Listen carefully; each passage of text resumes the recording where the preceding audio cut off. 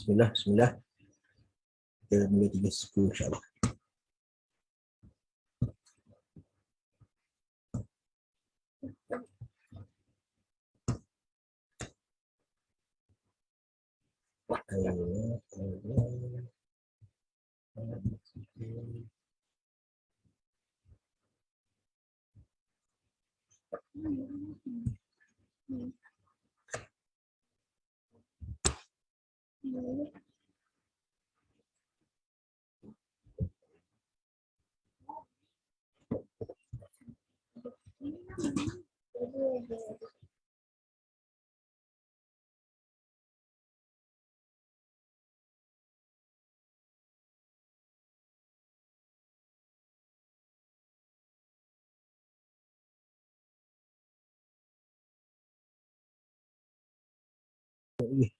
Oh, minta maaf.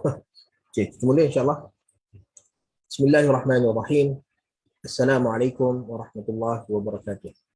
Alhamdulillahi rabbil alamin. Wassalatu wassalamu ala nabiyyina Muhammad wa ala alihi wa ashabihi ajma'in. Wa ba'd. Pertama dan selama-lamanya segala pujian dan pujaan kita pada Allah Subhanahu wa taala di atas ruang dan peluang yang Allah Subhanahu wa taala berikan kepada kita untuk kita terus bertemu pada sesi mingguan kita pada petang Jumaat yang penuh dengan keberkatan ini insya-Allah. Lalu permulaannya saya mohon maaf ada sedikit masalah teknikal tadi yang menyebabkan lewat sedikit masuk ke kelas. Okey, lalu semua boleh dengar suara ke? Boleh ya? Boleh Ustaz. Okey, baik, alhamdulillah. Lalu kita akan sambung kita punya perkongsian kita dengan masa tu ni.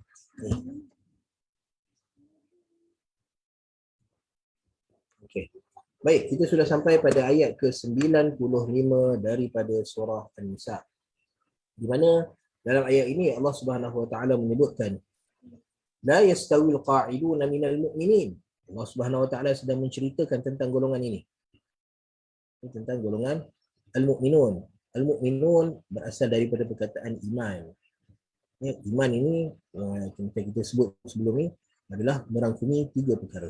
Okay, di mana perkara pertama yang berkaitan dengan iman. Siapa yang boleh digelar sebagai seorang yang beriman kepada ataupun seorang mukmin? Okay, maka orang yang beriman dia mesti ada 3 perkara. Keimanan terhadap sesuatu memerlukan kita kepada 3 perkara ini. Yang pertama adalah tasdik. Okay. Yang kedua adalah iqrar. Yang ketiga adalah amal. Okay, ini 3 perkara yang diperlukan untuk menjadikan seseorang tu beriman kepada Allah Subhanahu wa taala. Macam kita sebut tasdik adalah benda yang berkaitan dengan hati. Okay, kemudian iqrar benda yang berkaitan dengan lisan. Dan yang ketiga amal berkaitan dengan jawarih ataupun anggota. Yang Allah Subhanahu wa taala berikan kepada kepada kita. Baik, hilang salah satu daripada ini maka ia menjadikan iman kita bukan sekadar tidak sempurna, tapi menghilangkan iman kita kepada Allah Subhanahu wa taala. Okey, kalau kita mengaku kita beriman kepada Allah Subhanahu wa taala, tetapi dalam hati kita tak ada tasdik, maka kita dengan munafik sama. Bukan kita lah, orang yang itu dengan munafik, maka mereka adalah orang yang sama. Kerana orang munafik, mereka mengaku mereka beriman kepada Allah Subhanahu wa taala. Mereka mengaku mereka beriman kepada Nabi SAW, tetapi di dalam hati mereka tidak ada sebarang rasa keimanan kepada Allah Subhanahu wa taala maupun kepada Nabi SAW. Maka Allah Subhanahu wa taala sebut tentang mereka ini, la ta'taziru qad kafartum. Okay, orang munafik telah kufur kepada Allah Subhanahu wa taala. Dan bahkan Allah Subhanahu wa taala letak mereka di kerak neraka. Innal munafiqina fid darkil asfali minan nar. Okay, di tingkatan yang paling bawah di dalam neraka Allah Subhanahu wa taala. So itu iman. Yang kedua adalah iqrar dengan lisan. Di mana kalau kita beriman di dalam hati, namun kita takut ataupun tidak mahu mengikrarkannya dengan lisan, maka di sini ada masalah. Kerana apa? Berapa ramai daripada manusia yang beriman dan percaya pada Allah Subhanahu wa taala tapi tidak ikrar. Contohnya sebahagian daripada orang kafir Quraisy. Abu Jahal. Abu Jahal bukan tak tahu. Bahkan Abu Jahal dan sebahagian besar daripada orang yang berada di Makkah Al-Mukarramah, mereka yakin ataupun percaya bahawa Al-Quran datang daripada Allah Taala. Wujudnya Tuhan selain bukan batu-batu yang mereka sembah. Okay, mereka percaya kepada Nabi SAW, cuma mereka hasada, kata Allah Subhanahu Wa Taala dalam Al-Quran, hasadan min indi anfusihim. Begitu juga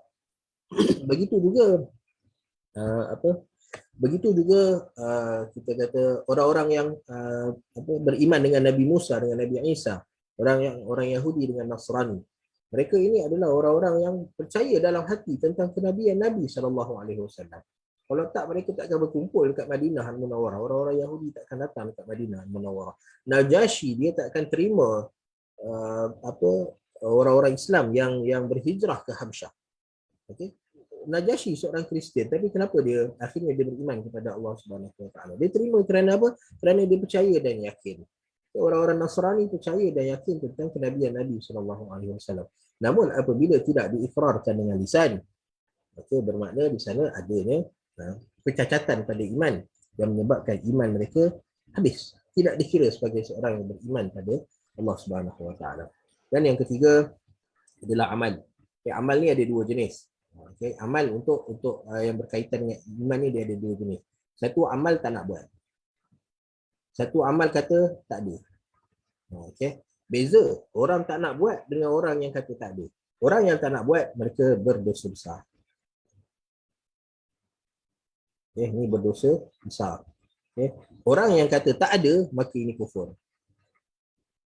Kalau kita kata Allah Subhanahu Wa Taala wajibkan kita menutup aurat, maka dia kata mana ada menutup aurat tak wajib. Itu kufur kepada Allah Subhanahu Wa Taala. Sebab tu kita berhati-hati bila bercakap tentang bab agama ni. Dia bukan benda yang kita boleh pergi ambil dengar kata kita boleh beramal dengan ni, selain daripada ni tak boleh beramal. Mengingkari sesuatu yang ada di dalam syarak, sedangkan kita tak tahu dia punya hujah dia ada dalam Al-Quran ke dalam hadis Nabi SAW.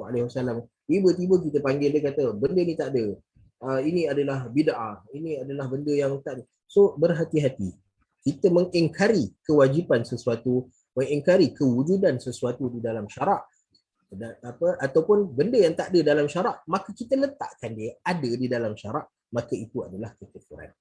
So berhati-hati berkaitan dengan amal. Kerana kalau tak ada, maksudnya kita memang lawan betul Allah Subhanahu Wa Taala. Bila kita kata tak ada, maka seseorang tu benar-benar melawan Allah Subhanahu Wa Taala. Dan kalau dia menambah sesuatu di dalam syarak, maka itu mencabar Allah Subhanahu Wa Taala. So kita berhati-hati. Okay. Lalu Allah Subhanahu Wa Taala ingin bercerita tentang golongan ini, al-mu'minun. Okay. Di mana Allah Subhanahu Wa Taala secara umumnya konteks ayat ini menceritakan tentang sifat dua kumpulan orang yang beriman kepada Allah Subhanahu Wa Taala di dalam melakukan amalan. Okay. Mereka mengaku ada, Mereka mengaku ada, amalan tu ada, tetapi mereka berpecah kepada dua golongan. Satu golongan yang buat amalan itu, satu lagi golongan yang tidak buat amalan. Okay. Maka apa yang kita nak sentuh dekat sini adalah wa kullu wa'adallahu husna. Orang yang beriman kepada Allah Subhanahu Wa Taala, maka dalam apa situasi sekalipun, maka mereka ini adalah manusia yang terbaik di sisi Allah Subhanahu Wa Taala. Di sisi Allah Subhanahu Wa Taala. Sebab tu dalam apa keadaan sekalipun, benda yang kita sebut tadi, iman, kepercayaan kita, ini benda Allah Taala cerita. Allah Taala cerita tentang wa'adallah, janji Allah Subhanahu Wa Taala. Allah Subhanahu Wa Taala menjanjikan kepada mana-mana orang yang beriman al-husna. Al-husna ni maksudnya syurga. Husna, asal kepada husna adalah hasan, kebaikan. Tapi bila Allah Taala janjikan kebaikan, kebaikan apa yang Allah Subhanahu Wa Taala janjikan kepada kita? Nikmat Allah Taala memang Allah Taala dah bagi pada kita. So satu-satunya janji Allah Subhanahu Wa Taala pada kita adalah syurga Allah Subhanahu Wa Taala. Allah Ta'ala bagi al-husna kepada orang beriman yang memiliki tadi, tiga sifat tadi. Tasdiq, iqrar dan amal. Cuma bila sampai dekat amal ni, maka manusia dia ada dua jenis. Satu buat, satu tak buat amal. Tetapi mereka mengiktiraf kewujudan amal tersebut. Maka amal ni, kalau kita buat, maka dapatlah ganjaran daripada Allah Subhanahu Wa Taala. Tak buat, maka tak dapat ganjaran, ataupun lagi dahsyat keadaannya, apabila tak buat maka mendapat kemurkaan Allah Subhanahu Wa Taala. Walau bagaimanapun, benda yang kita nak tekankan adalah kedua-dua ataupun orang yang buat dan tak buat ni, kedua-duanya adalah terbaik di sisi Allah Subhanahu Wa Taala. Kedua-duanya. Sebab apa? Sebab kadang-kadang apabila kita terpedaya, bila mana Allah Ta'ala sebut di dalam surah Ali Imran, Allah Ta'ala kata, la yaghurrannaka taqallubul ladhina kafaru fil bilad. La yaghurrannaka taqallubul ladhina kafaru. Taqallub maksudnya, qalb ni maksudnya dia terbalikkan. Dia terbalikkan.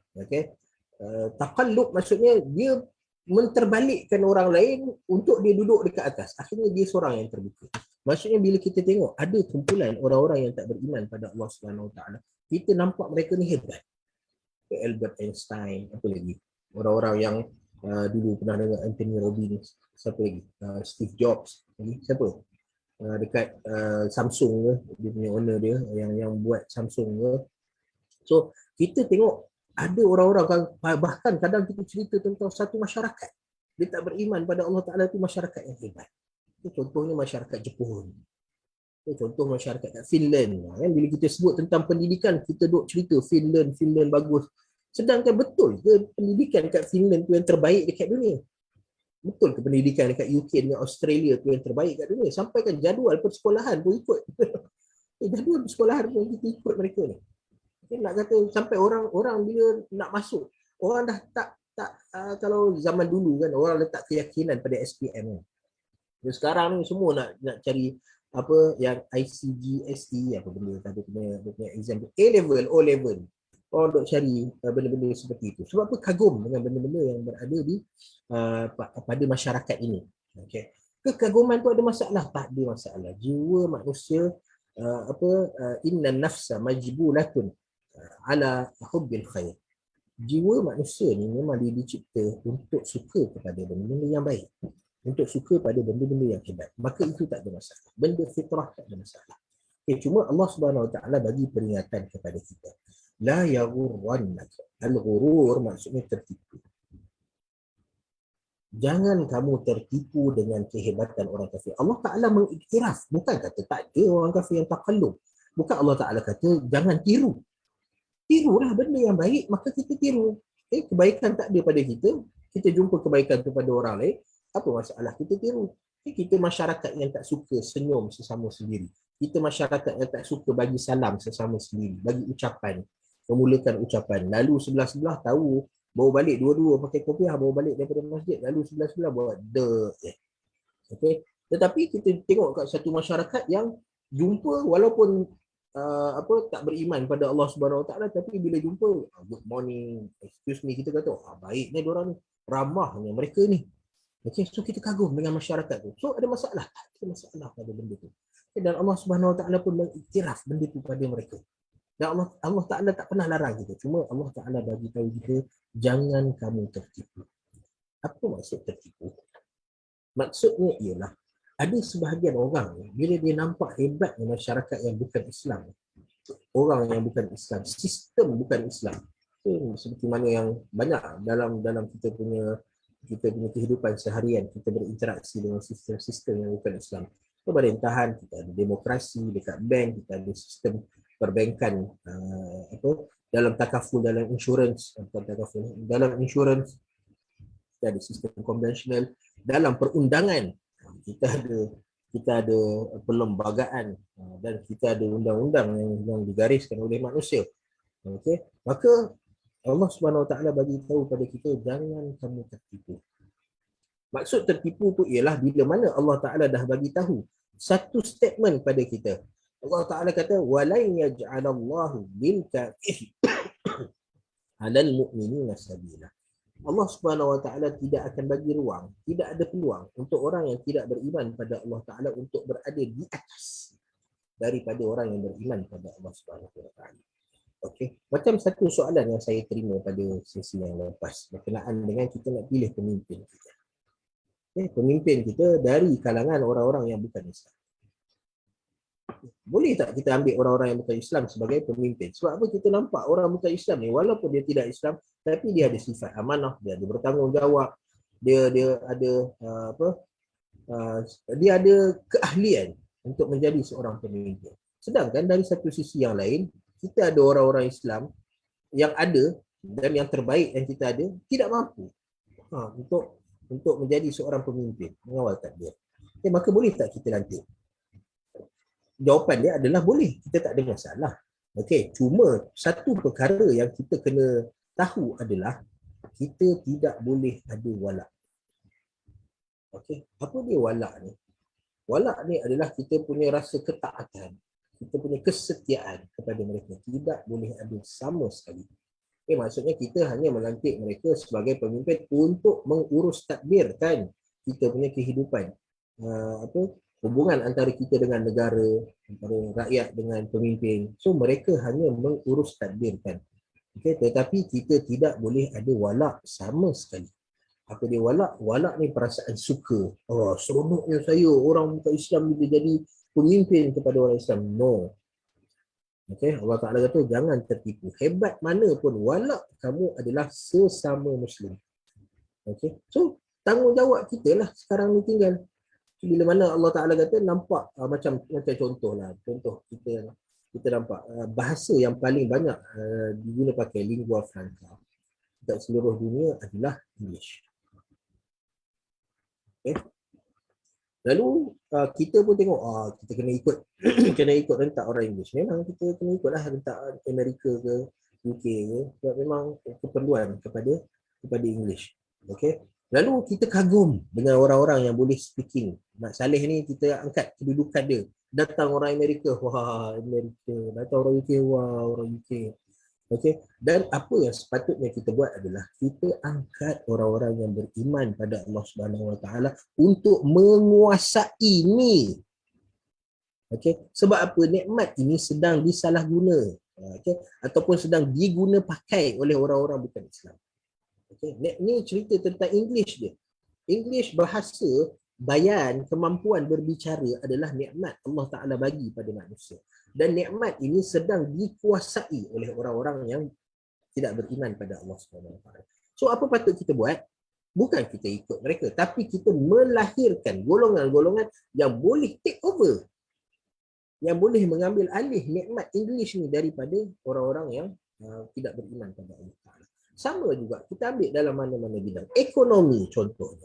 Ekonomi dikuasai oleh golongan tertentu. Rothschild ke, adik-beradik dia ke, anak-beranak dia ke. Okay. Dikuasai oleh orang-orang tu. Okay. Lalu apa yang patut dilakukan oleh orang Islam? Bukan kagum dengan mereka. Bukan pergi minta daripada mereka. Kita tengok sekarang macam mana kuatnya seorang Yalah, kita bukanlah kita kata kita menyokong apa yang dia buat dekat Ukraine. Tapi punya kuatnya Putin ni, Vladimir Putin, dia boleh paksa negara-negara Eropah nak beli minyak dia dengan rubel ataupun rubel lah nama dia punya mata wang dia, mata wang Rusia. Dan itu sepatutnya kita buat. Kita melahirkan orang-orang yang hebat dalam ekonomi supaya negara Islam orang Islam boleh berada di atas. Okay. Walaupun kita berniaga dengan orang bukan Islam, kita tidak boleh ada rasa suka. Kita tidak boleh ada rasa redha dengan mereka. Okay. So kita ambil mereka sebagai apa? Sebagai batu loncatan untuk naikkan orang-orang yang beriman pada Allah Subhanahu wa taala. Kita cerita tentang bagaimana bila kita cerita tentang negara-negara Islam, yang lebih dahsyatnya bila kita cerita tentang orang Islam dan negara Islam di hadapan masyarakat bukan Islam. Kita pun kritik orang Islam ni tak bersih, orang Islam ni tak menepati masa. Benda tu tak ada kepada orang Islam, ada. Tapi sama macam kita cerita keaiban keluarga kita. Benda dalam keluarga kita ni jenis bangun lambat ke, pergi kerja lambat, suka ponteng ke, makan bersepah tak kemas ke, apa lepas habis makan pinggan terbiar, makanan terbiar, sampah terbiar ke. Benda yang berlaku dalam rumah kita, tiba-tiba kita canang kepada orang lain. So orang lain bila dia dengar benda-benda ni, dia kata apa pandangan daripada keluarga kita. Nampak keaiban.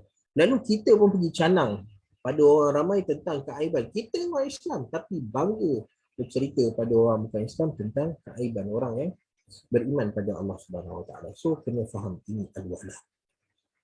Okay. Apa yang kita buat dalam kehidupan dunia kita, sama ada kita berinteraksi dengan mereka, kita berkawan dengan orang bukan Islam, kita bermuamalah dengan orang bukan Islam, pastikan walak kita tak ada.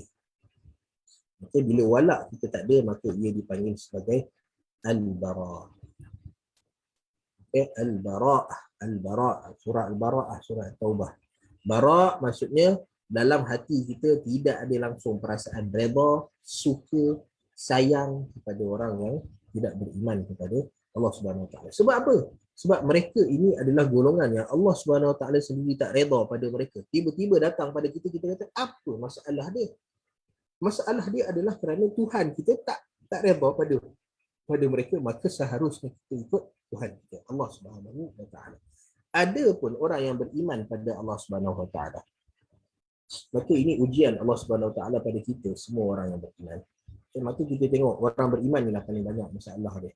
Masalah dari pengurusan masa, pengurusan peribadi, apa lagi masalah yang ada.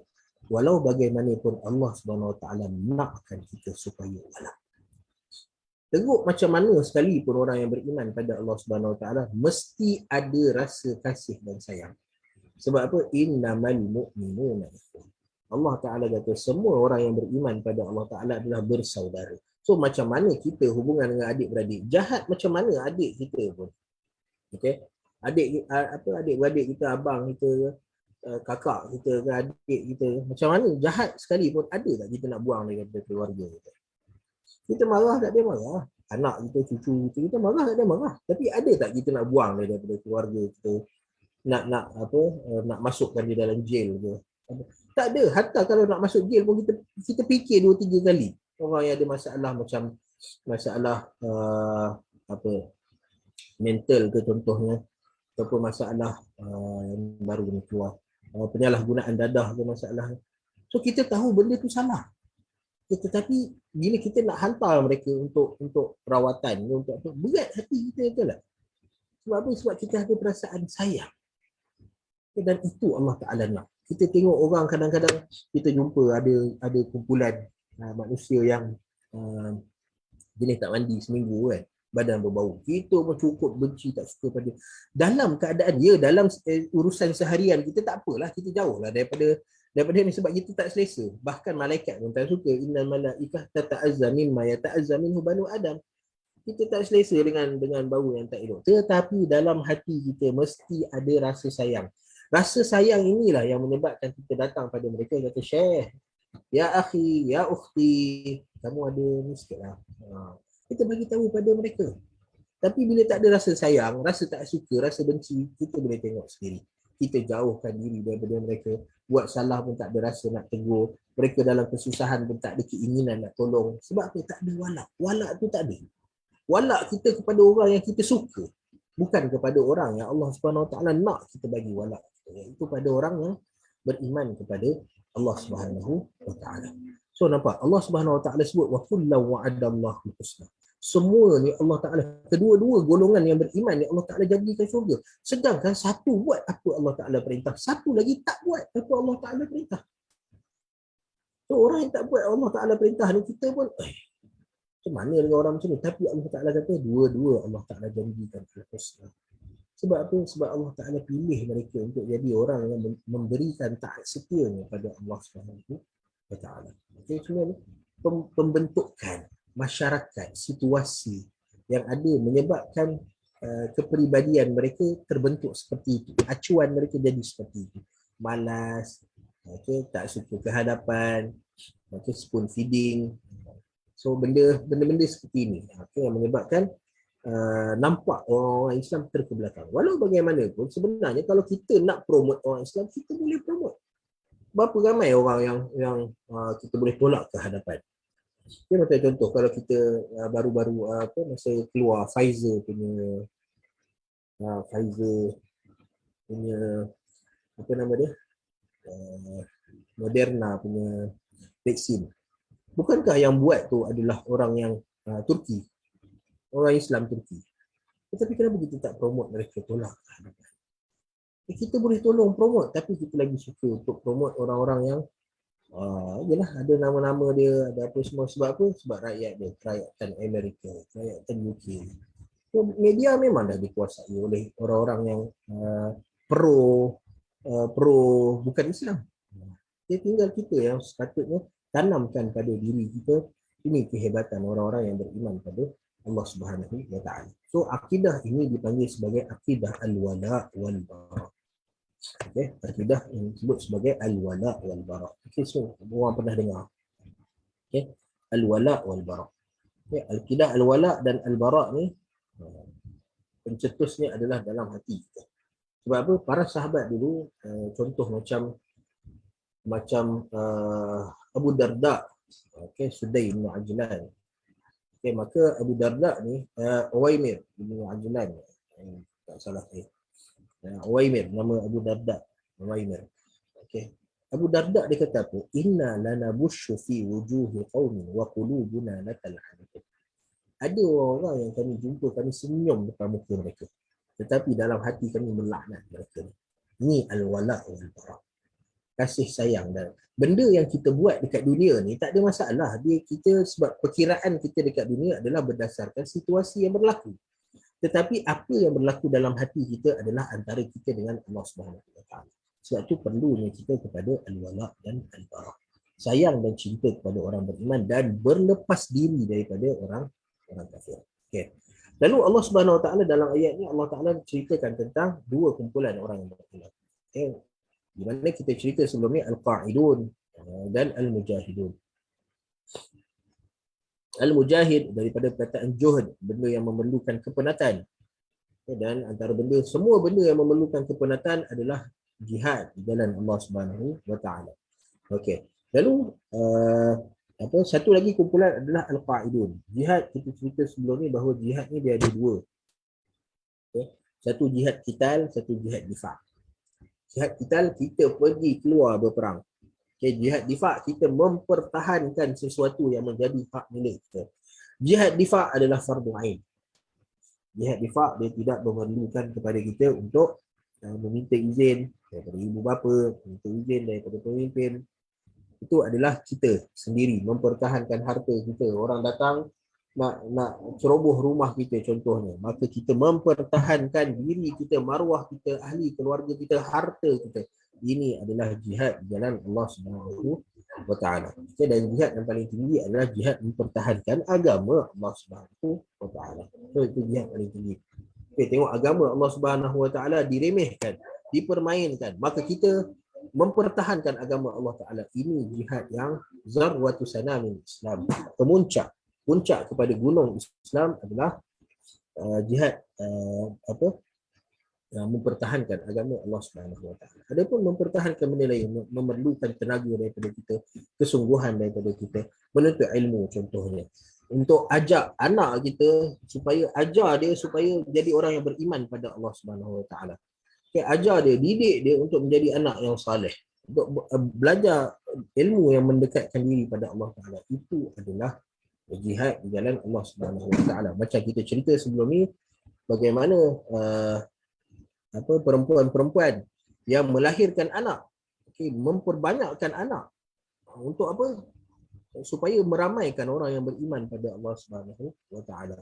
Maka mereka ini adalah orang-orang yang berjihad dengan Allah Subhanahu Wa Taala. Adapun jihad al-qital, jihad yang keluar pergi berperang, maka ia bergantung kepada ulul amri. Dia bergantung kepada pemimpin-pemimpin.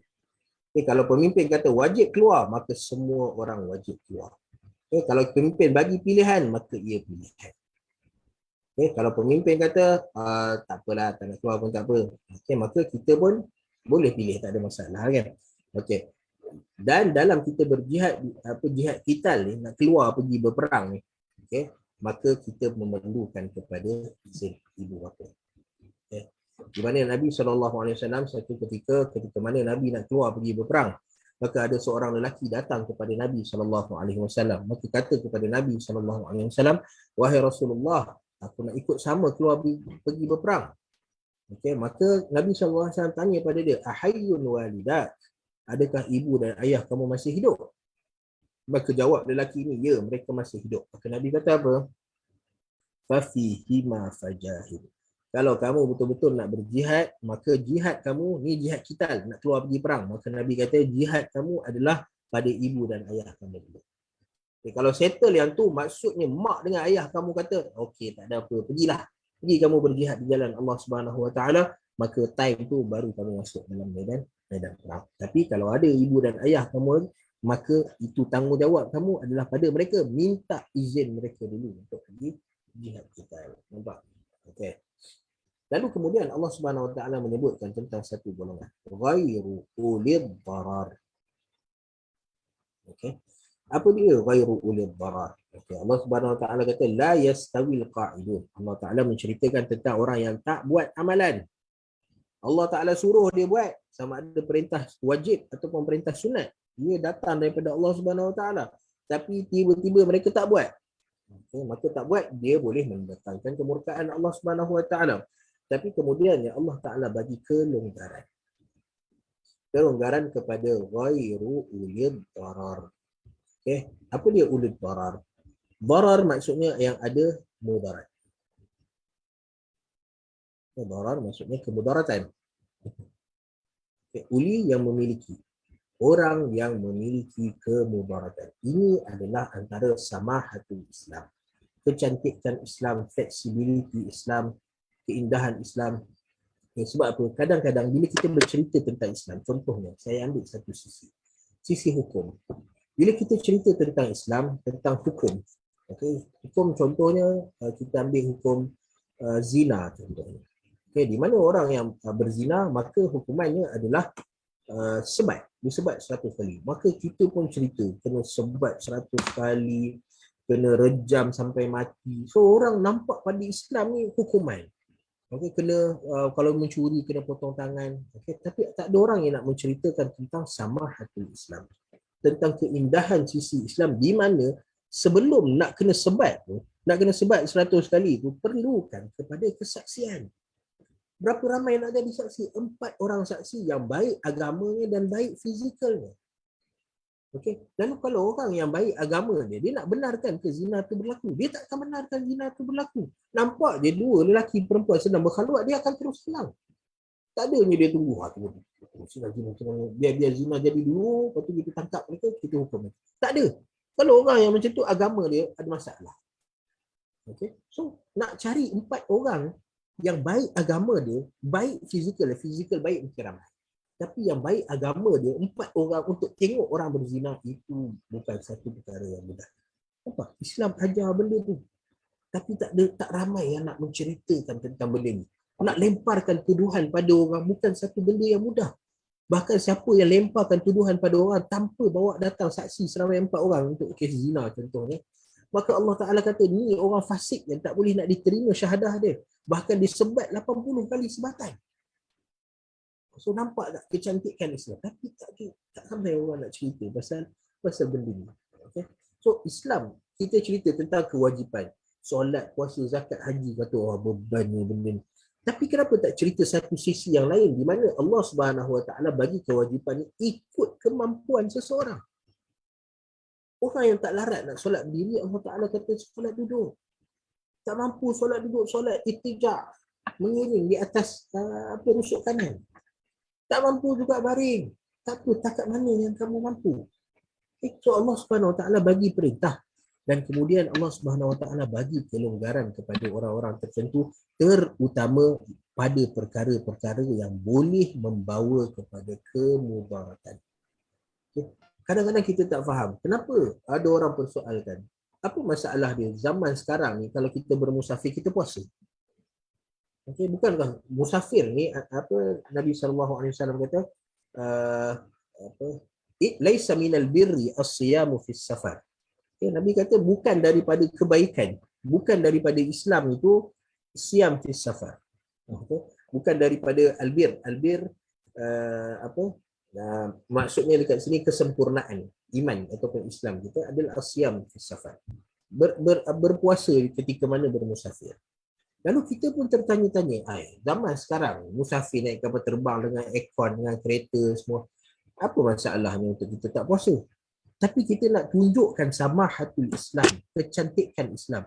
Islam melarang, mencegah daripada berlakunya kemudaratan. Bermusafir, safar ni jarak dia ada jarak tertentu. Dalam katalah dalam mazhab Syafi'i, jarak adalah 81 km sampai ke atas. 81 km ni berapa lama perjalanan kita? Biasanya. Kalau kita bawa kereta, katalah 120 km pun bukan sepanjang jalan kita boleh bawa 100 km. Standardnya 1 jam. Standardnya 1 jam lah. Saya cerita lah orang yang pemandu rally ke, pemandu F1 ke tu. Saya cerita lah. Okay, tapi standardnya 1 jam. Dalam 1 jam ni banyak perkara yang boleh berlaku. Kepenatan kita, kadang kita terpaksa redah jam, masalah lagi dalam kereta nak duduk 1 jam, tambah lagi kalau ada anak-anak yang bising, pening kepala. Ini cerita sampai meluah perasaan juga kan, tak ada. Okey. Cuma nak cerita ni adalah musafir itu, safar tu sendiri dia adalah masyaqqah. Dia adalah satu bebanan bagi kita. Kita bawa kereta 5 minit, 10 minit, okey. 1 jam nak bawa kereta. Siapa yang rasa seronok nak bawa kereta 1 jam? Tak ada orang rasa seronok nak bawa kereta 1 jam. Dia bawa tu sebab ada keperluan. Tak ada keperluan, dia tak akan bawa selama 1 jam. Dia ada keperluan ataupun ada habuan yang dia nak, macam berlumba ke. Okey, maka berlumba, maka dia ada maka dia ada dorongan untuk menyebabkan dia boleh boleh memandu bermusafir untuk jarak yang jauh. Okay, kalau tak dia pun tak nak sebab dia tahu di sebalik safar tu ada masyaqqah, ada bebanan. Ibu yang menyusukan anak contohnya. Kenapa Islam benarkan ada kelonggaran kepada ibu yang menyusukan anak untuk tidak berpuasa? Sebab tu adakah benar boleh jadi dia sakit ke apa? Belum tentu. Entah tadi kuat, ibu tu kuat boleh bertahan, tetapi Islam cegah daripada kemudaratan. Mencegah daripada kemudaratan. So ini sifat samahatul Islam. Kenapa Islam benarkan untuk tidak keluar tak payah? Okay. Islam benarkan untuk tidak keluar. Okay. Untuk tidak keluar pergi solat berjemaah ketika mana kita hujan ataupun Islam kata tak payah keluar. Hujan ataupun sakit. Kita tak payah keluar berjemaah, tak payah pergi bermasyarakat. Sebab apa? Sebab nak mencegah kemudaratan daripada sampai kepada kita atau pada orang ramai. Keluar pada waktu hujan boleh tersekat dalam banjir contohnya, boleh kena demam contohnya. Okay, sesama contohnya. So ada kemudaratan. Orang sakit kenapa tak keluar? Ada orang kata saya kuat, saya boleh pergi walaupun saya sakit. Bukan masalah kamu kuat tak kuat, tapi mudarat kamu sampai pada orang, sesama COVID tengah positif COVID nak keluar juga. So bukan kita masalah pada kamu boleh tahan ke tak tahan ke. Saya ada positif COVID, demam tapi saya kuat boleh bergerak. Bukan masalah tu, masalah kamu punya mudarat tu boleh sampai pada orang lain. Sebab itu Islam cegah, duduk kat rumah jangan keluar. Okey, nampak? So itu sama hati Islam, kecantikan yang ada pada Islam. Hatta nak kata ni nak cegah mudarat ni, hatta mudarat yang paling minimum sekali. Apa dia mudarat paling minimum? Bau. Ini mudarat paling minimum, bau. Kita tak selesa bau. Nabi kata siapa yang makan daripada pokok ini fala yaqrabanna musallana. Siapa yang makan daripada pokok bawang ni, maka tolong jangan datang dekat musalla. Sebab apa? Bau bawang tu keluar. Ini kita kadang-kadang ada orang makan durian, mulut pun tak sempat basuh. Tempoyak apa semua pergi masjid. Ada orang lagi bisa ni, tadkhil, merokok, lalu kemudian masuk dia solat. Tanpa dia memikirkan betapa dia sedang menyeksa orang-orang sekeliling. Hatta dalam ni pun telinga kita. Kadang-kadang kita solat sebelah orang. Orang sebelah kita tu baca kuat. Kita pun tak selesa. Apa masalah ni solat kita baca alhamdulillahirabbil alamin arrahmanir rahim. Lahan ni tu baca. Tapi dia boleh mengganggu orang di sebelah kita, maka Islam kata no, stop. Zikir selepas solat. Okay? Zikir selepas solat, maka Ibnu Abbas kata apa? Kami tidak tahu tentang akhirnya solat melainkan selepas dengar orang berzikir. Maksudnya para sahabat berzikir dengan suara yang kuat. Okay? Dengan suara yang kuat. Menyebabkan apa Ibnu Abbas dia boleh tahu, oh solat dah habis dah. Sebab apa? Dengar orang berzikir. Okay? Tetapi bila tengok ada orang lain tengah solat, maka lahankan suara. Kenapa disuruh kita supaya tidak mengganggu? Nabi masuk dalam masjid, Nabi tengok orang baca Quran dengan suara yang kuat. Lalu Nabi kata orang berzikir berdoa dengan suara yang kuat. Maka Nabi kata kamu ni bukannya sedang berbicara meminta daripada Tuhan yang tidak mendengar, Tuhan yang peka ataupun tidak mendengar. Okay, so Nabi kata perlahankan suara. Sebab apa? Dia boleh mengganggu orang di sekitar kita. So itu, darar yang sekecil itu. Apa masalah dia kena kat telinga kita sikit. Apa masalah dia kena kat bau kita sikit. Tapi Islam cegah benda itu. Semua benda yang membawa kepada kemudaratan, maka Islam datang untuk mencegah benda tersebut. Apatah lagi kalau mudarat yang lebih besar. Bila orang persoalkan kenapa solat berjarak, kenapa kena pakai mask tutup. Maka Islam ajar supaya kita elak mudarat. Dan ijtihad pada waktu ini, kemudaratan itu dapat dielakkan dengan perkara yang kita buat sekarang. Dengan MySejahtera-nya, dengan apa semua. Lalu, tapi kalau ada orang yang langgar benda tu, maka dia adalah orang yang membawa kemudaratan kepada masyarakat. Maka layaklah untuk dihukum. Okay? So, dalam ayat ini, Allah Subhanahu Wa Taala menyebutkan tentang ghairu ulil darar. Okay? Melainkan orang yang mempunyai kemudaratan. Okey. Siapa dia ghairu ulil darar? Okey, ayat ni kita dah cerita dah tentang bi amwalihim wa anfusihim. Okay, lalu apa yang menyebabkan Allah Subhanahu Wa Taala menurunkan ayat tambahan ni? Ghairu ulil darar. Sebab ayat asalnya turun tanpa ghairu ulil darar. Ayat ni tak ada pada asalnya turun. Tapi kemudiannya Allah Subhanahu Wa Taala letakkan ayat ini, kataan ini, statement ini ghairu ulil darar. So apa puncanya? Maka kita tengok daripada Anil Bara radhiyallahu taala anhu. Al-Bara bin Azib. Al-Bara bin Azib adalah penduduk Madinah Al-Munawwarah. Qala lamma nazalat la yastawi. Apabila turunnya, kata Al-Bara, apabila turunnya la yastawi, ayat 95 daripada surah An-Nisa ini, al-qa'iduna minal mu'minin da'a Rasulullah sallallahu alaihi wasallam Zaidan fakatabaha. Okey, Nabi sallallahu alaihi wasallam pada asal ayat turun la yastawil qa'iduna minal mu'minin wal mujahiduna fi sabilillah bi amwalihim wa anfusihim. Itu asalnya. Nak kata asalnya ada, sampaikan ketika mana ayat itu turun, Nabi SAW panggil Zaidan. Zaid bin Sabit radhiyallahu taala anhu. Ini adalah susuk tubuh yang setiap orang yang baca Al-Quran dia ni dapat pahala. Zaid bin Sabit radhiyallahu taala anhu. Zaid bin Sabit ni Allah Ta'ala bagi kemahiran pada dia, dia boleh membaca dan menulis dengan begitu hebat sekali. Okay. Sampaikan dia boleh membaca dalam Sahih Al-Bukhari, di mana Zaid bin Sabit ni belajar bahasa Yahudi. Bahasa Yahudi, tak tahu bahasa apa nama tu. Yahudi pakai bahasa apa? Syriani, kalau Hebrew bahasa Ibrani, Al-Ibraniyah, Ibrani. Ya, di mana Yahudi, Zaid bin Sabit belajar bahasa orang-orang Yahudi dalam masa 19 hari. Cari kita orang yang boleh mahir satu bahasa dalam masa 19 hari. Ini kemampuan yang ada pada Zaid bin Sabit radhiyallahu ta'ala. Kerana itu Nabi SAW bagi kepercayaan kepada dia untuk menulis wahyu Nabi SAW. Zaid bin Sabit adalah katibul wahyu. Penulis wahyu Nabi SAW. Nabi ada banyak penulis wahyu. Nabi ada Muawiyah bin Abi Sufyan, Nabi ada Ali bin Abi Talib, Abu Ubay bin Ka'ab radhiyallahu ta'ala anhum. Tetapi orang yang Nabi letak kepercayaan untuk menulis Al-Quran adalah Zaid bin Sabit. Sebab tu kita yang baca Al-Quran pada hari ini, semua pahala Zaid bin Sabit akan dapat percentage dia. Kita baca Al-Quran, kita cetak Al-Quran, kita menulis Al-Quran, maka Zaid bin Sabit akan dapat pahala dia. Bayangkan berapa banyak pahala ada pada Zaid bin Sabit radhiyallahu ta'ala.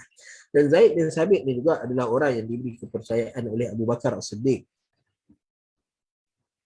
untuk mengumpulkan Al-Quran setelah kewafatan Nabi SAW.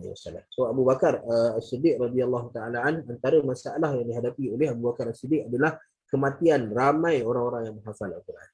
Kerana pada zaman Nabi SAW tidak dititik beratkan tentang penulisan Al-Quran.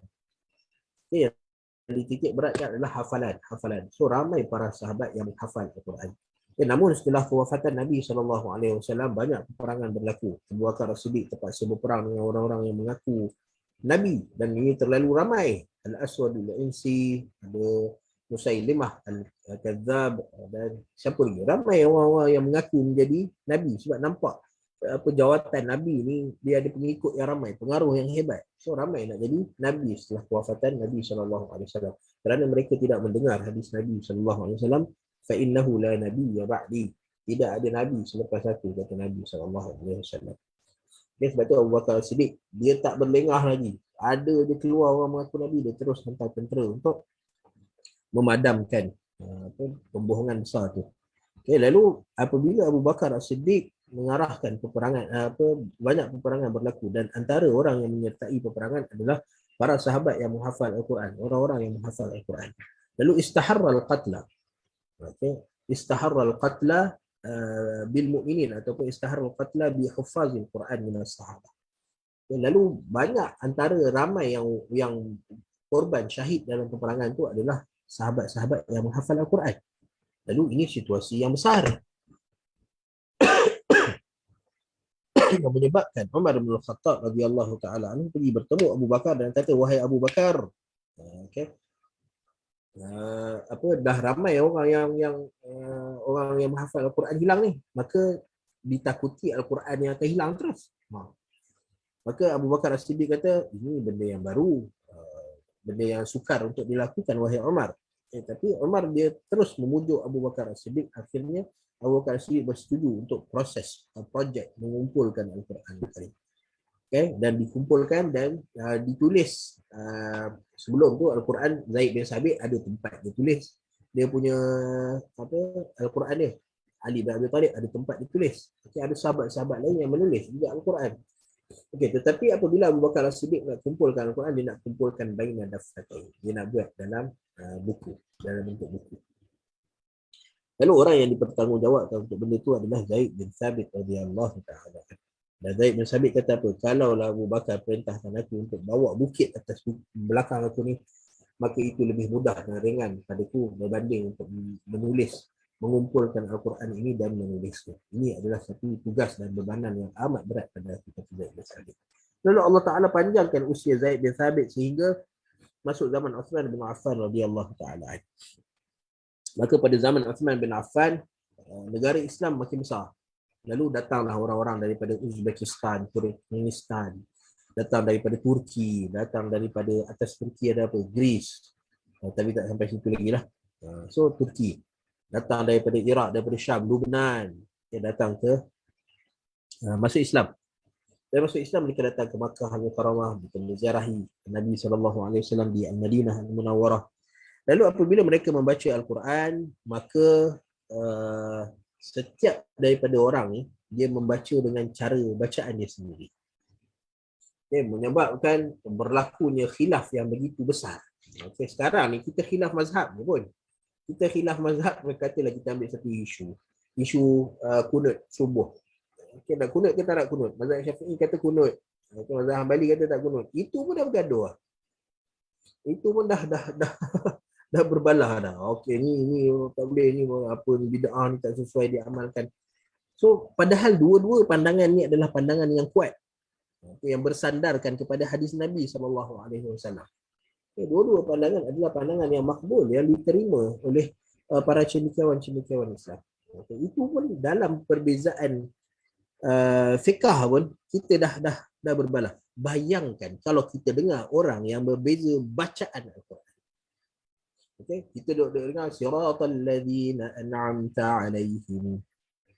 Kemudian ada orang pula datang siratal ladzina an'amta 'alaihim ghairil maghdubi 'alaihim.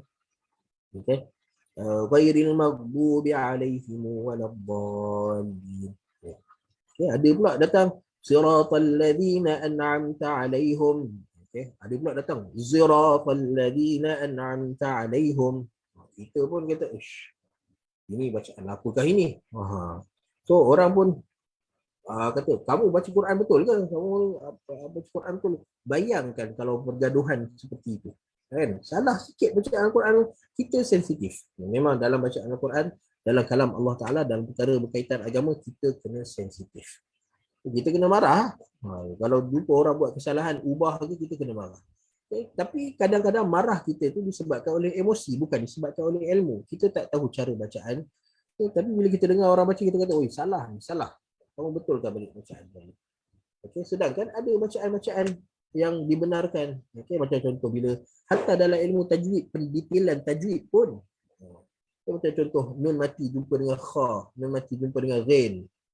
Okay, maka dalam bacaan kita Hafs an Asim, maka tidak ada dengung. Okey, tetapi ada bacaan-bacaan yang daripada Hamzah contohnya ada dengung. Bacaan Abu Ja'far contohnya ada dengung. Okay, maka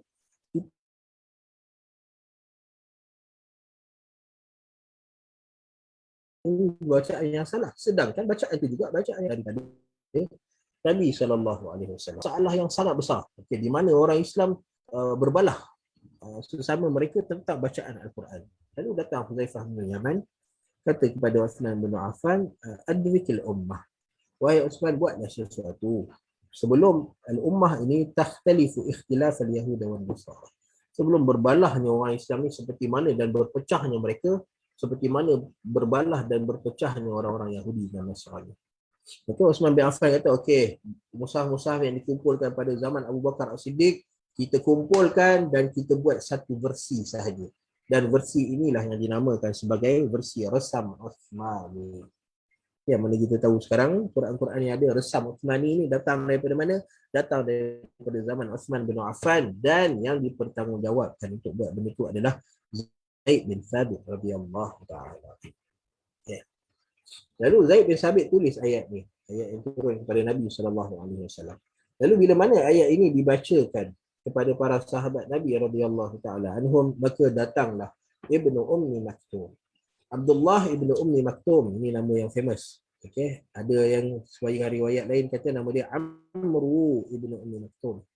Okay, Abdullah Ibnu Ummi Maktum. Maka Ibnu Ummi Maktum ni dia adalah antara sahabat Nabi radhiyallahu taala anhu yang mana nama dia terpahat dalam sejarah. Sebab tu rajinnya dia bertanya kepada Nabi SAW. So datang dia kepada Nabi, Allah Ta'ala turunkan ayat Al-Quran berkenaan dengan Ummi Maktum. Okay.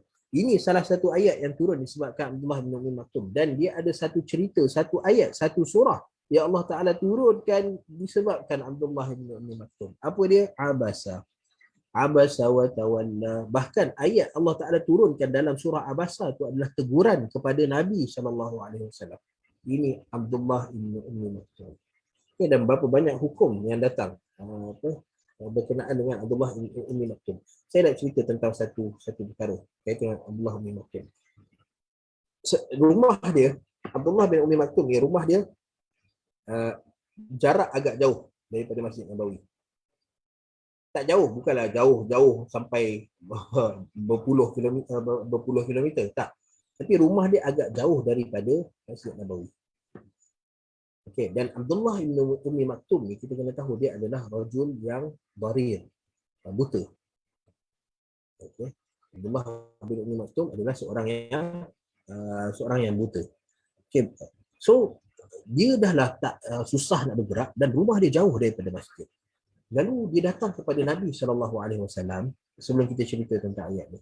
Lalu dia bertanya kepada Nabi SAW, wahai Rasulullah, boleh tak minta keuzuran supaya aku tak datang solat berjemaah? Nampak? Abdullah bin Ummi Maktum. Kita ni dengan sihat fizikal apa semua kadang-kadang berat nak pergi solat berjemaah. Tapi dia datang ni, dia punya kesungguhan dia datang solat jemaah, tapi benda tu memudaratkan dia. Dia menyebabkan dia tak boleh nak buat benda tu. Lalu dia datang jumpa Nabi, dia kata, wahai Rasulullah, boleh tak minta keuzuran untuk aku tak datang solat berjemaah sebab susahnya dia nak pergi. Bahkan ada riwayat yang kata sampai ada orang letak tali untuk dia nak bergerak daripada rumah dia pergi ke Masjid Nabawi. Okay, lalu Nabi SAW kata, okey, tak apalah, dah nampak situasi dan keadaan. Tapi kemudiannya, tiba-tiba dah bila Nabi kata okey tu, Nabi pusing balik kat dia. Nabi tanya pada dia, kamu dengar tak azan? As-sami'tan nida? Kamu dengar tak bunyi azan? Okay. Maka Abdullah bin Maktum kata, ya, aku dengar azan. Kata Abdullah bin Maktum. Maka bila Nabi kata, tahu dia dengar azan, maka Nabi kata, fa'ajibhu, hendaklah kamu jawab azan tu. Okay. Daripada hadis ni, daripada riwayat inilah, daripada Abdullah bin Ummi Maktum inilah para ulama bawa keluar pandangan yang paling kuat tentang solat berjemaah ialah siapa yang dengar azan, maka wajib solat jemaah. Solat jemaah.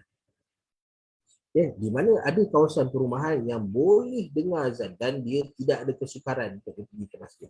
Okay, maka orang ni dia kena menyahut panggilan azan. Mereka kata wajib. Dan ini pandangan yang paling kuat tentang solat berjemaah. Ada pun orang yang jauh daripada masjid sampai azan pun tak dapat nak dengar. Dengan speaker pun susah nak dengar lagi. Okay, maka dia diberi keringanan, kelonggaran untuk tidak datang solat berjemaah dekat masjid. Ini yang paling kuat. Okay, walau bagaimanapun, macam mazhab kita, mazhab Syafi'i, maka solat berjemaah adalah fardu kifayah. Okay, di mana ada orang yang buat, maka yang lain semua jadi sunat muakkad. Okay, mesti ada orang yang solat berjemaah. Okay. So, daripada mana dapat hukum ni? Daripada Abdullah bin Ummi Maktum. Okay, dan hebatnya Abdullah bin Ummi Maktum ni, ketika mana Nabi SAW keluar pada satu ketika untuk keluar pergi perang, Nabi lantik siapa untuk ganti dia? Nabi lantik Abdullah bin Ummi Maktum untuk jadi wali, gubernur dekat Madinah Munawwarah sepanjang peninggalan Nabi SAW.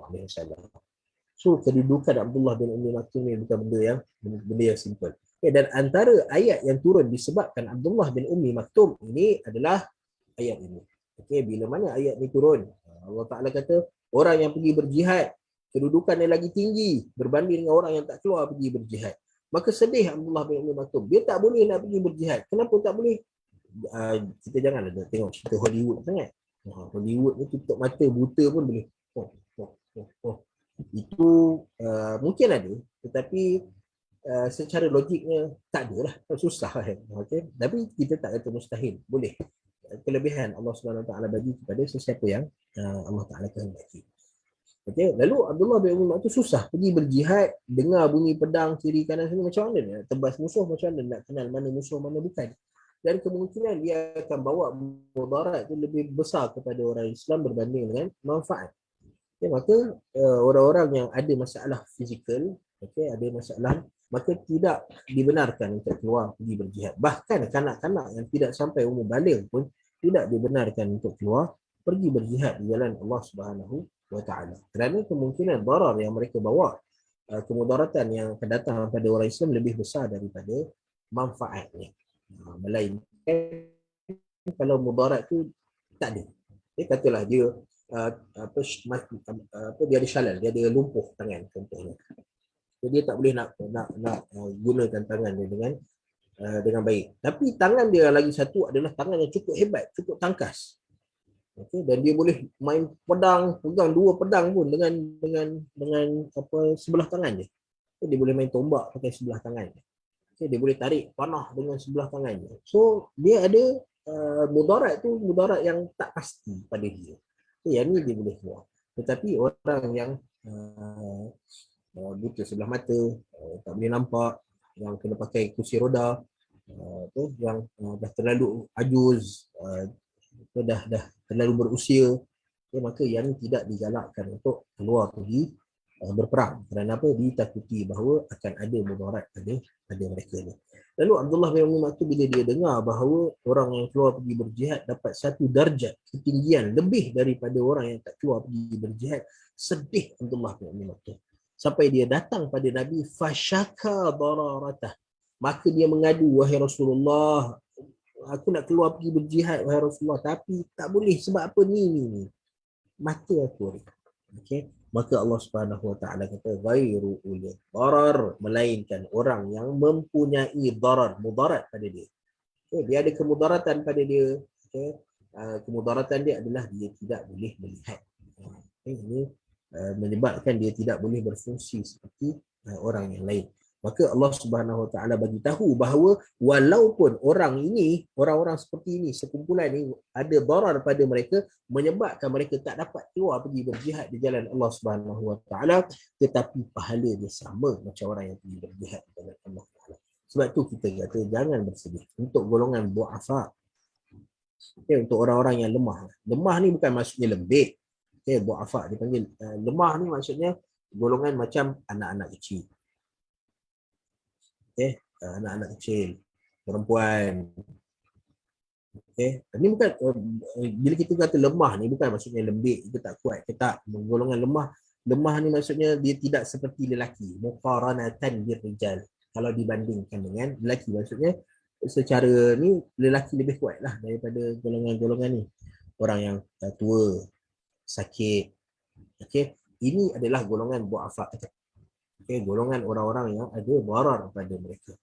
Okay, maka pada golongan ini, mereka ni tak mampu untuk melakukan ibadah pada Allah Subhanahu Wa Taala. Allah Taala dah siap tulis dah bagi mereka dapat pahala sama macam orang buat. Sebab tu Nabi SAW pernah satu ketika Nabi pergi perang. Lalu dalam peperangan tu, ketika mana mereka sedang lalu satu kawasan, Nabi kata pada mereka, ada orang-orang, Nabi tengah keluar pergi perang dengan para sahabat. Nabi kata kepada para sahabat, wahai para sahabat, ada orang yang ada dekat Madinah. Di mana mereka ni duduk kat Madinah. Tetapi setiap langkah yang kita langkah, setiap belok, setiap ruang yang kita pergi, mereka akan dapat pahala sama macam apa yang kita buat. Sebab apa? Habasahumul uzru. Sebab mereka dihalang oleh keuzuran. Mereka dihalang oleh keuzuran. Contoh orang yang perempuan yang datang haid contohnya. Seminggu dia tak solat. Okey? Tapi dia dapat pahala. Dia tak solat tu dapat pahala. Lelaki tak solat dapat dosa. Tak kira apa alasan dia. Lelaki tak ada alasan untuk tak solat. Tak solat dia berdosa. Tapi perempuan ada tempoh seminggu ke, 2 minggu ke, boleh tak solat dan dapat pahala. Dapat pahala macam orang solat. So itu kelebihan Allah Subhanahu Wa Taala bagi. Ada orang dah nak masuk bulan Ramadan, dia betul-betul nak puasa tapi dia gastrik, tak boleh. Memang ada gastrik. Doktor dah sahkan dah tak boleh orang ni berpuasa. Okey, maka dia tak puasa. Dan tak puasa dia tu dapat pahala. Sebab apa? Sebab darar yang ada menimpa pada dia. So kita kena tahu benda bila kita kata darar ni kadang-kadang dari segi fizikal, pandangan mata kita dia memang seksa ni orang tak ada ni sakit apa semua. Tapi dari satu segi yang lain tak payah petat. Allah Taala bagi pahala. Ini kelebihan Allah Ta'ala bagi pada mereka. Perempuan bila mana Nabi SAW kata wasalatuhunna fi qa'ri buyutihinna khairun lahum. Solat mereka di dalam rumah mereka, bukan dalam rumah saja, dalam bilik dalam rumah mereka itu lebih baik daripada mereka solat dekat masjid. Okey. So kita buat Allah apa masalah? Tak ada masalah. Nabi kata la tamna'u ima Allah masajidallah. Wahai orang lelaki, perempuan mana nak keluar pergi masjid, kamu jangan halang. Tetapi wa buyutuhunna khairun lahum. Rumah mereka lebih baik bagi mereka. Senang nak ambil wuduk, batal wuduk, nak apa nak tukar salin pakaian semua, tak perlu bimbang pada pasal orang lain nak tengok. Senang. Okey, dan mereka dapat pahala sama macam lelaki, suami-suami mereka yang pergi ke masjid solat berjemaah, solat tarawih. Okey, so itu kelebihan yang ada pada orang perempuan. Orang yang sakit, dia tak dapat nak bangun malam, nak qiyamul nak bertadarus sama-sama, dapat pahala yang sama. Itu sebab apa? Habasahumul uzur. Yang menghalang mereka adalah benda darar yang ada pada mereka. Kemudaratan yang ada pada mereka yang menghalang mereka daripada beribadah pada Allah Subhanahu Wa Taala. Sebab kalau kemudaratan itu tak ada, maka mereka boleh beribadah pada Allah Taala. Melainkan kalau orang yang memang kehidupan dia memang tak ada ibadah pada Allah Taala, so sakit pun okey, orang macam apa yang kita mengharapkan agar Allah Subhanahu Wa Taala bagi rahmat pada mereka, tetapi kalau orang yang kehidupan dia masih dia sihat pun dia tak nak beribadah pada Allah Taala, dia sakit pun Allah Taala akan layan dia benda pasal yang sama. Okey. So kita nak dapat pahala masa kita ditimpa satu mudarat, satu keuzuran, maka waktu kita sihat, waktu kita tidak ada keuzuran, kita kena buat amalan-amalan tersebut. Okay, supaya Allah Subhanahu Wa Taala tuliskan bagi kita, okay, orang ni dapat pahala penuh, full, okay, walaupun dia tidak datang, walaupun dia tidak melakukan amalan tersebut. Sebab apa? Sebab kebiasaannya dia buat, tapi kali ini dia dihalang oleh keuzuran. Maka Abdullah bin Ummi Maktum adalah sebab Allah Subhanahu Wa Taala tambah pada ayat tu ghairu ulil darar. Okay, maka orang-orang yang ada kemudaratan, orang-orang yang ada keuzuran, maka dia akan dapat pahala, walaupun pahala yang full, walaupun mereka tidak melakukan amalan tersebut. Okey. So itu faedah daripada ayat 95 ataupun sebab turunnya ayat 95 daripada surah An-Nisa. Baik, kita nak pergi pada ayat yang seterusnya. Ayat yang seterusnya ialah ayat yang ke-97 daripada surah An-Nisa.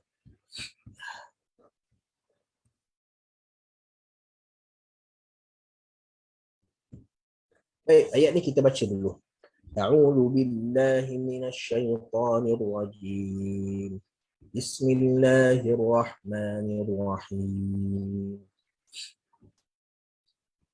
Innal ladzina tawaffahumul malaikatu zalimi anfusihim qalu fima kuntum قالوا كنا مستضعفين في الأرض قالوا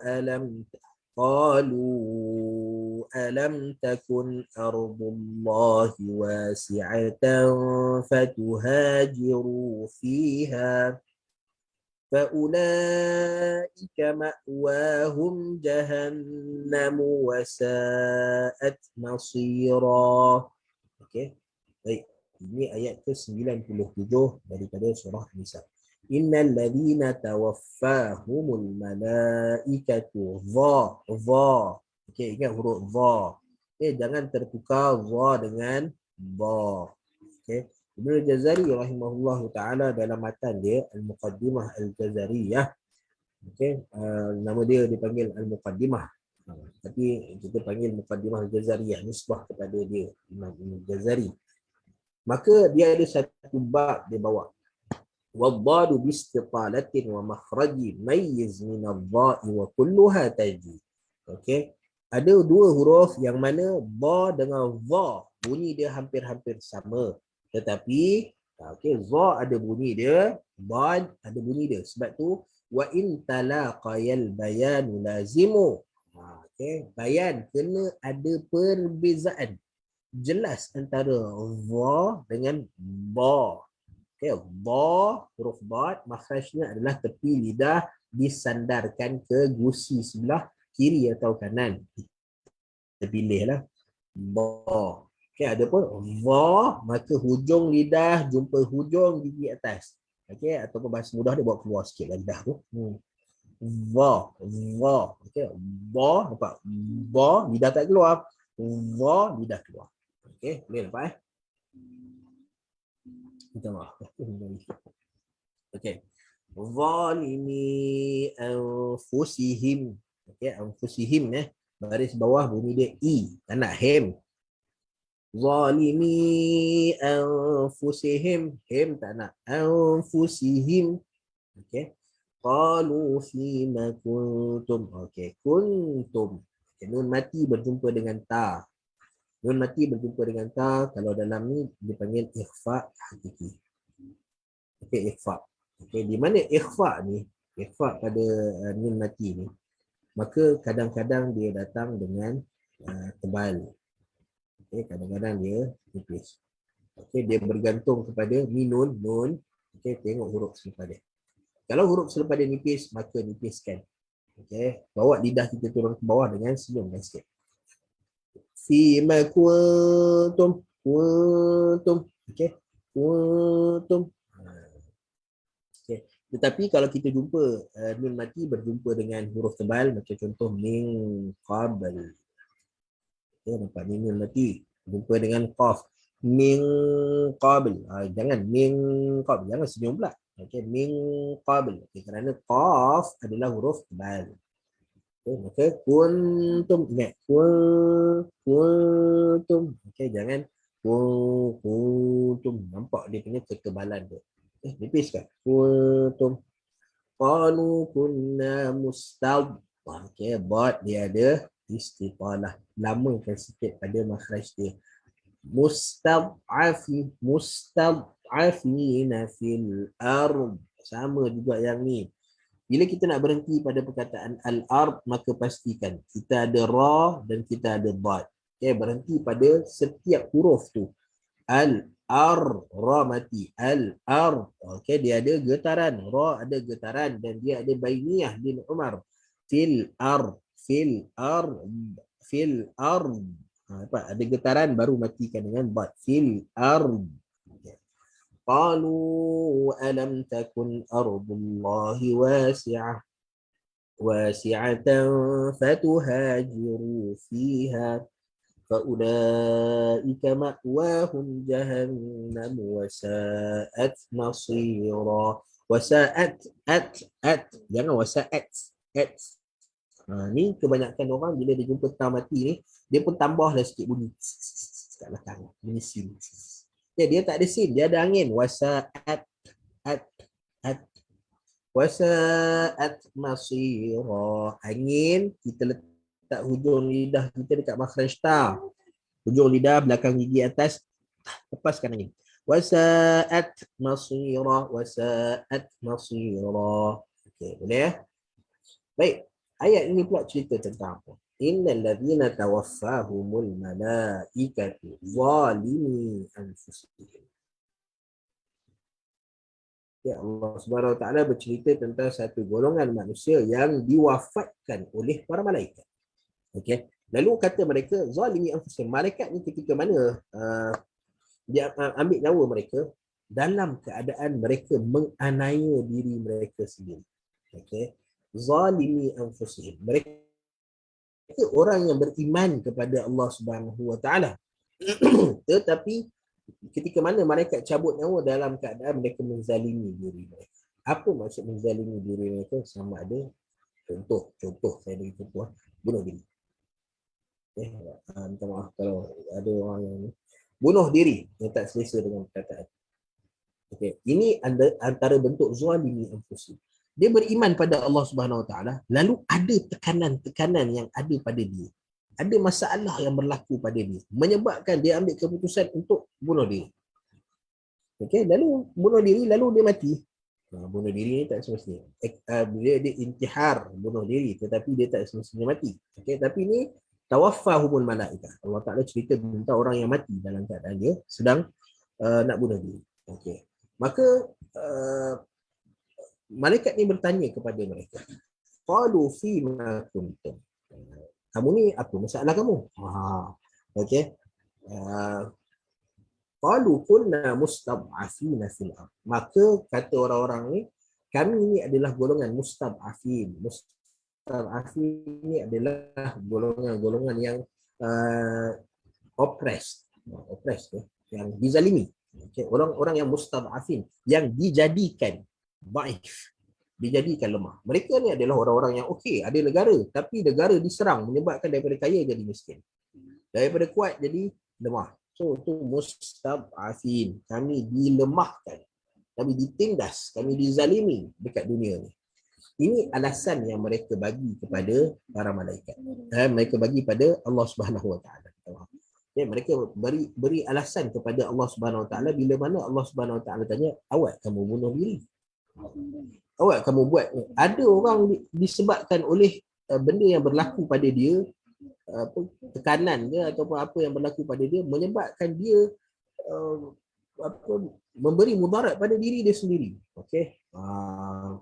Makan ubat tu ke ataupun apa lagi benda yang memudaratkan diri, bakar diri ke, pergi pukul orang ke. Kadang-kadang dia bakar dengan orang, dia pergi pukul orang. Okey, dan dia pukul orang tu tak sengaja, dia kena pukul mati. Okey, lalu datang tanya pada dia, kenapa kamu buat benda-benda seperti ini? Kenapa kamu buat benda yang dilarang oleh Allah Subhanahu Wa Taala ni? Maka mereka bagi alasan bahawa kami ini adalah golongan mustad'afin fil ardh. Kami adalah golongan yang ditindas di atas muka bumi ini. Dengan harapan mereka mengharap rahmat Allah Subhanahu Wa Taala. Lalu Allah Subhanahu Wa Taala kata, alam takun ardullahi wasi'atan fatuhajiru fiha. Bukankah ardullahi wasi'ah, bukankah bumi Allah Subhanahu Wa Taala ini luas, fatuhajiru fiha, maka tinggalkanlah tempat-tempat yang kamu rasa membebankan kamu tu. Tinggalkanlah tempat-tempat yang kamu rasa ia sedang menindas kamu ni, tinggalkan. Okey, so situasi ni Allah Subhanahu Wa Taala cerita tentang satu golongan manusia yang duduk dekat satu kawasan. Lalu mereka nak duduk dekat situ walaupun dalam situasi tak sesuai untuk mereka duduk kat situ. Tetapi nak juga duduk situ, menyebabkan akhirnya mereka ambil keputusan untuk bunuh diri, untuk berlaku kekacauan sama mereka, jadi golongan yang savage, jadi golongan yang tak bertamadun, merosakkan harta sesama sendiri. Lalu bila dimatikan oleh Allah Subhanahu Wa Taala, maka setiap manusia akan bawa datang alasannya sendiri. Ini antara keadilan Allah Subhanahu Wa Taala, di mana Allah Taala tahu dalam manusia, luar dan dalam manusia ni Allah Subhanahu Wa Taala tahu. Tetapi Allah Taala antara keadilan kelak Allah Subhanahu Wa Taala, Allah Taala bagi peluang defend diri kamu. Dia bawa mai saksi kamu. Siapa yang nak tolong kamu, bawa mai kamu punya peguam bela. So ini cara Allah Subhanahu Wa Taala untuk beri keadilan kepada manusia, dan bagi keadilan pada hari akhirat nanti. Okey. Dan ayat ni sebenarnya kita boleh guna dalam setiap cabang kehidupan kita. Okey, kita tengok ada penyakit-penyakit yang ada pada manusia, ada situasi yang ada pada manusia. Okey, contohnya, ini yang saya pernah dengar lah. Pernah dengar kan? Anxiety. Kemurungan. Okay. Saya bukan doktor perubatan, saya tak boleh nak cerita tentang anxiety. Cuma kita nak bagi tahu bahawa bila mana kita jumpa orang ada masalah, kita jangan cakap kat dia, ni ada anxiety, tak apa, kekalkan anxiety kamu ni. Okay. Kita kena berhati-hati dengan orang anxiety ni. Bagi wrong. Allah Subhanahu Wa Taala kata cari penyelesaian. Penyelesaian dia dekat sini Allah Taala kata fatuhajiru fiha. Allah Ta'ala kata, kenapa kamu nak duduk kat tempat tu lagi? Sedangkan bumi Allah Subhanahu Wa Taala ni luas. Pindahlah kamu daripada kawasan tu. Kamu nak duduk kat kawasan tu tapi dia membebankan kamu. Sebab tu kita tengok kenapa ada orang yang keluar daripada Syria. Kenapa ada orang keluar daripada Palestin. Okay? Adakah mereka ni suka nak tinggalkan tanah tempat kelahiran mereka? Adakah suka mereka ni nak berjauhan daripada keluarga mereka? Tak, tapi mereka faham. Allah Subhanahu Wa Taala kata kalau duduk kat situ menyebabkan mereka ni akan mengumpat orang, akan mencuri, akan merompak, akan buat benda-benda yang menunjukkan terdesaknya mereka untuk meneruskan kehidupan. Lalu daripada buat benda-benda tak elok tu, baik mereka keluar dan cari peluang lain. Orang pergi ke Australia, pergi ke New Zealand, pergi ke Malaysia. Ada yang datang ke Malaysia. Sebab apa? Sebab mereka nak cari penyelesaian. Dan Allah Ta'ala kata selagi ada ruang penyelesaian, maka kena cari penyelesaian. Lalu macam tu juga kita jumpa orang anxiety. Ataupun lepas bersalin, dia kata apa? Meroyan. Meroyan. Apa lagi? Yang apa lagi ada? bukan Down syndrome, yang selalu autism. Kan autism ni kan kadang-kadang dia tantrum tak tentu pasalnya. Okey, so benda-benda ni adalah penyakit yang ada pada manusia. Okey, benda yang ada pada manusia. Ni masalah yang ada pada manusia. Autism ni mungkin kita tak boleh nak kontrol. Tapi meroyan dan anxiety ni adalah benda yang boleh dikawal. Ada perubatan dia. Ya, hatta autism pun ada perubatan dia, tapi susah lah sebab dia memang daripada lahir dia ada benda-benda seperti ni. Tapi anxiety dengan meroyan ni dia ada ubat, dia ada penawar. Lalu kita tak boleh nak bagi alasan pada Allah Subhanahu Wa Taala. Kenapa seorang isteri dia tiba-tiba dia mengamuk pada suami dia. Suami dia tak buat apa pun mengamuk. So dia pun bagi alasan kerana ada meroyan ataupun ada anxiety. Dan kita mengharapkan agar Allah Subhanahu Wa Taala bagi rahmat Allah Subhanahu Wa Taala pada dia. Sebab kita tak boleh nak cerita tentang orang tu lah. Setiap orang dia ada situasi masing-masing. Tapi apa yang kita boleh ceritakan adalah kita bila tengok benda seperti ini, dan kalaulah seorang tu dia sendiri ada anxiety ke, ada meroyan, pergi berubat. Pergi cari penyelesaian. Fatuhajiru. Al-hijrah, apa maksud al-hijrah? Tinggal. Hajara maksudnya tinggalkan. So dia kena usaha untuk tinggalkan kemurungan ni. Dia kena usaha untuk hilangkan meroyan ni. Bukannya dia terima dalam hati dia, lalu bila mana datang, kenapa kamu buat benda ni? Sebab saya dulu ada meroyan, saya dulu ada anxiety. Kenapa tak pergi berubat? So itu persoalan dia. Tapi dah berubat tak jadi, itu cerita lain. Dah ada usaha. Ini cerita kalau belum ada usaha, maka pergi berusaha dan jangan gunakan mudarat ataupun ujian yang Allah Taala bagi pada kita untuk kita bagi alasan kepada Allah Subhanahu Wa Taala. Okay? Dan ini cerita pasal mudarat yang besar. Okay? Ada orang mudarat yang simple. Contoh kemiskinan. Okay? Kemiskinan. Siapa yang kata kemiskinan bukan kemudaratan? Okay? Tapi kemiskinan ni kadang-kadang dia bawa orang untuk merompak. Okay? Orang merompak. So jadi satu isu. Bila orang tanya pada dia, sebab apa kamu merompak? Sebab saya hidup dalam kemiskinan, saya memerlukan. Tak apa, kita boleh bagi keuzuran, tapi pada masa yang sama kena ada usaha untuk fatuhajiru fiha. Sebab tu pusat-pusat zakat kebanyakan dia tak bagi duit dah. Okay, melainkan duit tu guna untuk tujuan yang spesifik. Nampak macam contoh nak sambung belajar. Okey, dia bagi duit dah sambung belajar. Okay, tapi kalau kata nak buat apa duit ni, saya perlukan untuk buka perniagaan. Maka dia tak akan bagi duit, dia akan bagi nah tapak untuk berniaga. Kamu nak berniaga apa? Perlu alat apa? Dia akan bagi, nah ambil sedikit. Pakai alat ni. Okay, so itu ada masalah dan dia bagi penyelesaian untuk hijrah. Sebab apa kita tak boleh bagi alasan dekat Allah Ta'ala. Kita tak boleh dalam keadaan kita zalim pada diri kita sendiri, kemudaratan yang ada pada diri kita, lalu menyebabkan kita melakukan perkara-perkara yang dilarang oleh Allah Ta'ala, lalu kita bagi alasan. Okay, dan alasan yang paling banyak orang bagi adalah jahil. Saya tak tahu. Ini jangan cerita mahkamah dunia ni. Depan Allah Subhanahu Wa Ta'ala pun nanti akan ada orang bagi tahu. Saya jahil, saya tak tahu. Kalau dia jahil dan dia tidak ada kemampuan untuk belajar, dia tak ada kemampuan untuk belajar. Okay, dia duduk kat Antartika yang kat kawasan orang tak pernah jumpa. Ilmu pun tak sampai pada dia, internet pun tak ada pada dia. So yang ni tak ada masalah. Tetapi bagi orang-orang yang mampu untuk belajar tapi dia tak nak belajar dan dia tak nak ada inisiatif untuk belajar, dia tidak boleh bagi alasan jahil. No. Kenapa tak buat macam ni? Jahil. Kenapa tak tanya dulu? Dia nak bayar zakat. Berapa banyak kena bayar zakat? Bayar je. So, sekali kira tak cukup kamu bayar zakat ni.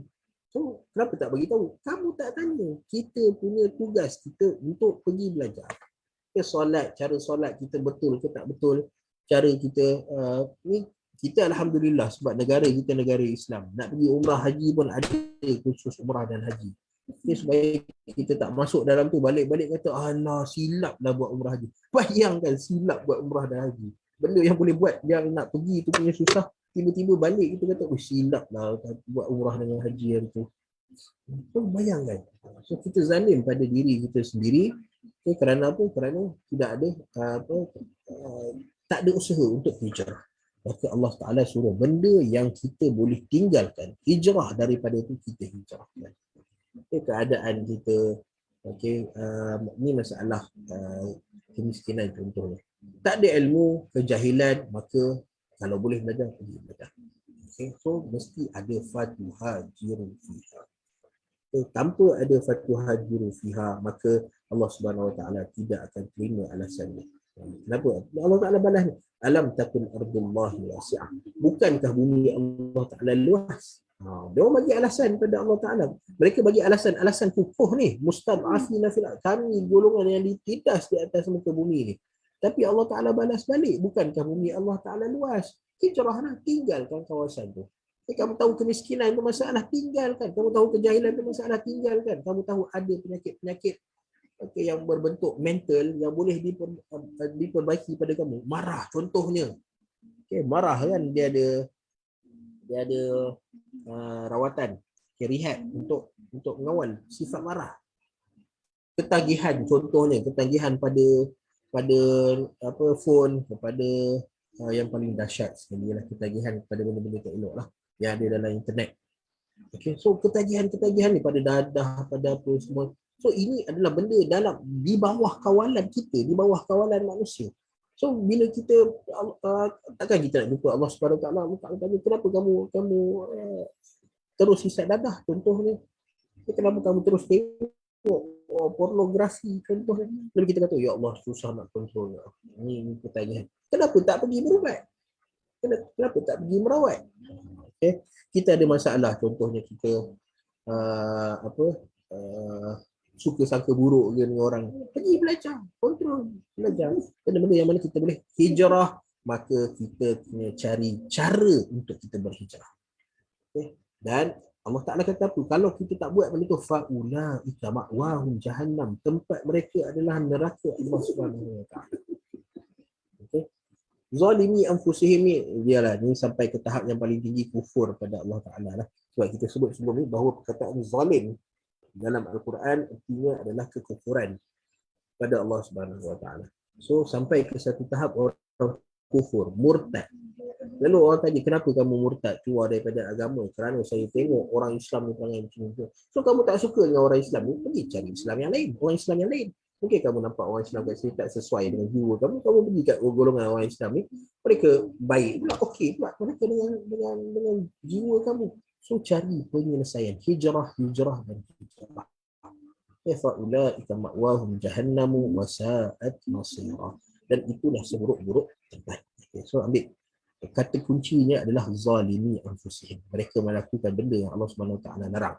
Lalu yang keduanya adalah mereka bagi alasan. Okay. So yang ketiganya ialah Allah tak terima alasan. Okay. Yang keempat, Allah Ta'ala bagi penyelesaian. Okay, yang ni kita pegang pada benda ni. Setiap daripada kita ada masalah dia sendiri, dan kita akan bagi alasan terhadap masalah kita. So kalau kita nampak, kalau katalah ini kita boleh jumpa kaunselor. Kenapa kaunseling ni dia hebat? Okay. Sebab apa? Sebab dia bagi penyelesaian pada kita. Dia bukan hanya macam kita parent kat rumah, bentuk parenting kita adalah budak buat salah, kita pun marah. Budak buat sesuatu kita tak suka dia buat, kita kata jangan buat. Okay. Tetapi penyelesaian tak ada. Kita marah-marah kata no, penyelesaian tak ada. So budak dia pun tension lah, dia nak buat benda dia dah set kepala dia nak buat sesuatu, tiba-tiba kita tahan tanpa bagi penyelesaian. So ini cara Al-Quran. Al-Quran larang, okay, orang bagi alasan, Al-Quran jawab, okay, tetapi pada masa yang sama, benda yang lagi penting adalah Al-Quran sentiasa beri penyelesaian pada kita. Okay. So apa sebab turunnya ayat 97 ni, kita habiskan pada ni. Panjang, masya-Allah. An Abil Aswad qala quti'a ala ahli al-Madinah بعث فاكتتبت فيه فلقيت عكرمة فأخبرته فنهاني أشد النهي ثم قال أخبرني ابن عباس أن أناسا من المسلمين كانوا مع المشركين يكثرون سواد المشركين على رسول الله صلى الله عليه وسلم فيأتي السهم فيرمى فيصيب أحدهم فيقتله أو يضربه فيقتله فأنزل الله تعالى إن الذين توفاهم الملائكة ظالمي أنفسهم. Baik, apa cerita dia? Daripada Abul Aswad, seorang tabi'in. Qala quti'a ala ahli al-Madinah ba'thun. Faktutibtu fihi. kata Abil Aswad ni, quti'a ala ahli Madinah ba'thun. Ada satu peperangan yang berlaku. Peperangan ni adalah peperangan pada zaman Abdul Malik bin Marwan. Yang ni kena jelas sebab saya tengok ni pun saya pening kepala. Apa takkan ahli Madinah perang ahli Madinah, melainkan pada zaman Abdul Malik bin Marwan. Ini adalah satu-satunya peperangan orang Islam lawan orang Islam di Madinah Al-Munawwarah. Zaman Marwan bin Hakam atau Abdul Malik bin Marwan, anak dia. Zaman Abdul Malik bin Marwan, di mana di sana ada Al-Hajjaj bin Yusuf Al-Thaqafi.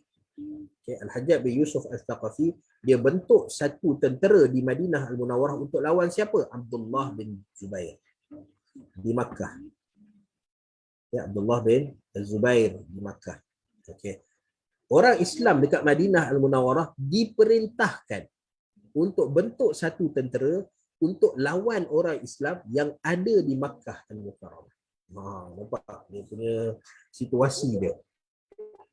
Orang Islam nak lawan orang Islam. Dan perang ni bukan lawan manja-manja, tak, perang. Faktutimtu fihi. Maka Abul Aswad kata, aku termasuk dalam tentera yang diperintahkan untuk keluar pergi perang.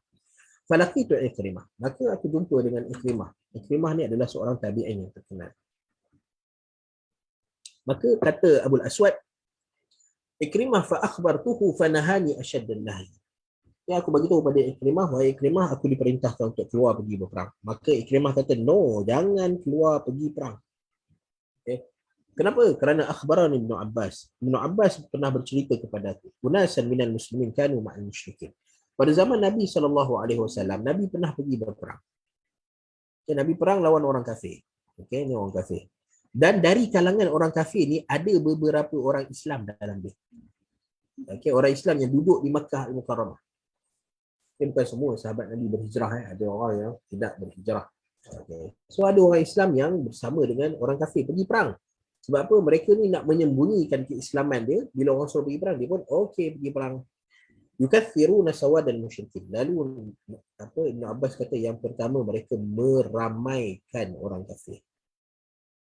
Meramaikan orang kafir. Yang keduanya, fayati sahmu fayurma fayusibu ahadahum fayaqtuluh atau yadribuhu fayaqtuluh fa'azzalallah innal ladzina tawaffahumul malaikah. Yang keduanya ada dua isu sebenarnya. Meramaikan orang kafir, dan yang keduanya ialah mereka mati dibunuh dalam peperangan. Bukan mereka membunuh, mereka mati dibunuh. Orang Islam berperang di pihak orang kafir, lalu mereka mati dibunuh. So yang pertama, meramaikan orang kafir ini adalah sesuatu yang haram. Taksir sawadal musyrikin, orang kafir adalah haram. Maksudnya bila orang Islam ada masalah dengan orang kafir, tiba-tiba ada orang Islam pergi backup orang kafir pula. Dan backup ni, kalau backup yang betul tak ada masalah. Tapi backup yang orang Islam dah betul lah buat. Maksudnya backup dia semata-mata kerana dia nak duduk dengan orang-orang kafir ni. Kita pun tahu dekat dalam negara kita ni pun ada orang-orang tertentu yang macam tu. Kita boleh tengok dekat Facebook mereka, kenyataan mereka, kita boleh nampak lah. Kata ada orang yang dye rambut dia warna perang pun ada. So macam tu lah lebih kurang. So kita nampak dia meramaikan. Dia bukan jadi orang kafir, dia tak kafir, tapi dia meramaikan, dan ini adalah perbuatan haram. Dan meramaikan orang kafir pula untuk apa? Untuk membela orang yang menutup aurat, untuk membela orang yang nak bawa hukum syariat dalam ni, untuk membela orang yang melawan orang yang membela mahkamah syariah. So masalah dekat sini. So meramaikan taksir sawadul musyrikin adalah haram. Tambah lagi kalau paling haram adalah lawan dengan agama Allah Subhanahu Wa Taala. Lalu apa bila haram ni berdosa, maka tiba-tiba pula mati dalam situasi seperti itu. Mati dalam situasi seperti itu. Lalu mereka bagi alasan. Bila mana mereka ditanya kenapa berperang di pihak orang musyrikin, maka mereka bagi tahu bahawa mereka dipaksa untuk pergi berperang. Maka Allah Taala kata, kenapa tak berhijrah dia daripada Makkah Al-Mukarramah? Fayati sahmu, datang anak panah, fayurma, lalu anak panah itu dilepaskan, fayusibu ahaduhum, kena pada salah seorang daripada orang Islam ni, fayaqtuluh, lalu mati. Au yadribuhu fayaqtuluh, ataupun dia ditetak dengan pedang, maka dia mati. Okey. Maka dia bagi alasan kematian dia kenapa? Kerana dia dipaksa untuk berperang. Lalu Allah Taala kata tak boleh berhijrah. Ya. Okay. Kalau boleh berhijrah, kenapa tak hijrah? So, bukan semua benda-benda yang alasan ni boleh diterima.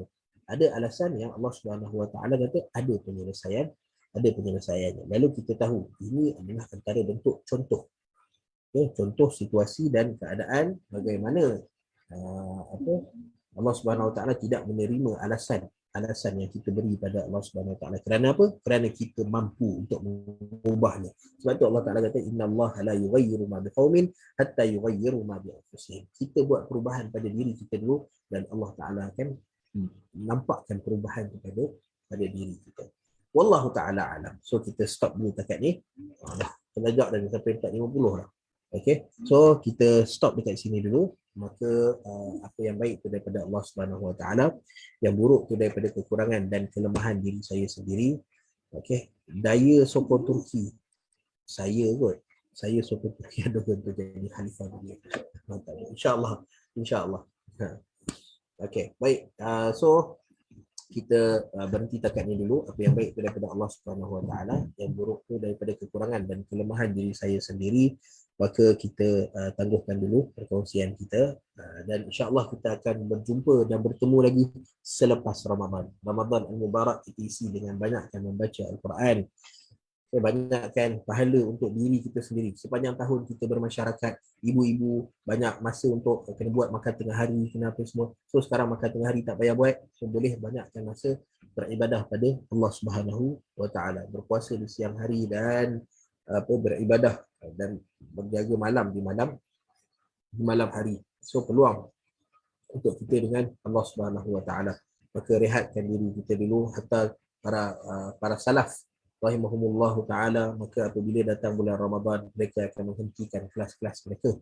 Mereka akan menghentikan bukan tak memberi manfaat kepada orang ramai, tetapi apa yang mereka buat adalah mereka akan fokus kepada diri mereka sendiri dulu untuk menambah pahala mereka. Barulah kemudiannya mereka duduk bersama dengan masyarakat. Okay, so sampai takat ni dulu. Nanti kita tangguhkan perkongsian kita dengan kafaratul majlis. Subhanakallahumma wa bihamdika asyhadu an la ilaha illa anta astaghfiruka wa atubu ilaik. Wa sallallahu ala nabiyyina Muhammad wa ala alihi wa ashabihi ajma'in. Walhamdulillahi rabbil alamin. Kita jumpa lagi selepas Ramadan. Selepas raya nanti insya-Allah. Assalamualaikum warahmatullahi wabarakatuh. Assalamualaikum warahmatullahi wabarakatuh. Jazakallahu khairan Ustaz. Wa iyyakum wa iyyakum.